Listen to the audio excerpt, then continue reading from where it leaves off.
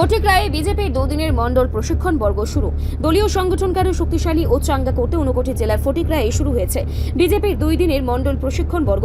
BJP ফটিকরায় মণ্ডল কমিটির উদ্যোগে ফটিকরায় দ্বাদশ শ্রেণী বিদ্যালয়ের ক্যাম্পাস হলে এই প্রশিক্ষণ শিবিরের আয়োজন করা হয়। পণ্ডিত দীনদয়াল উপাধ্যায় প্রশিক্ষণ মহাবিজার নামে আয়োজিত এই কর্মসূচির উদ্বোধন করেন ফটিকরায় মণ্ডল কমিটির সভাপতি তরুণ কুমার দাস। দলীয় পতাকা উত্তোলন ও প্রদীপ প্রজ্বলনের মধ্যে দিয়ে এই প্রশিক্ষণ শিবিরের সূচনা হয়।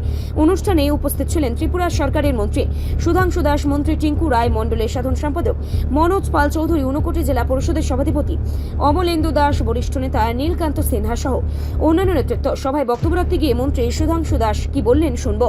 মন্ত্রী আরও এই বিষয়ে কি বললেন শুনবো। রাজনৈতিক মহলের মতে সাংগঠনিক শক্তি আরও মজবুত করতে এবং আগামী দিনের রাজনৈতিক লড়াইয়ের প্রস্তুতি নিতে এই ধরনের প্রশিক্ষণ কর্মসূচির আয়োজন করেছে বিজেপি।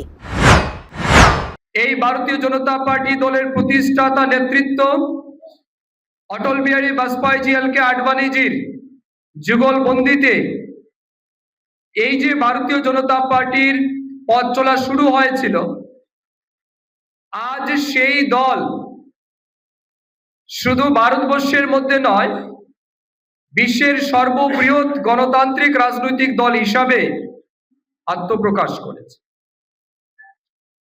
কিভাবে তার নীতি এবং আদর্শ পণ্ডিত দীনদয়াল উপাধ্যায়ের যে একাত্ম মানববাদ এবং অন্তর্দয় দর্শনের বিচার দ্বারা, শ্যামাপ্রসাদ মুখার্জির অখণ্ড রাষ্ট্রের ভাবনা, সবার আগে দেশ, তারপর দল, তারপর ব্যক্তি, এই বিচারধারাকে পাথেয় করে সময় সময় বিভিন্ন দলের সভাপতি এবং আমাদের দলের উচ্চস্তরের নেতৃত্বরা তাদের অক্লান্ত পরিশ্রমের মাধ্যমে এই ভারতীয় জনতা পার্টি দল আজ এই জায়গাতে এসে পৌঁছেছে। রিপোর্ট সংবাদ প্রতীক্ষা।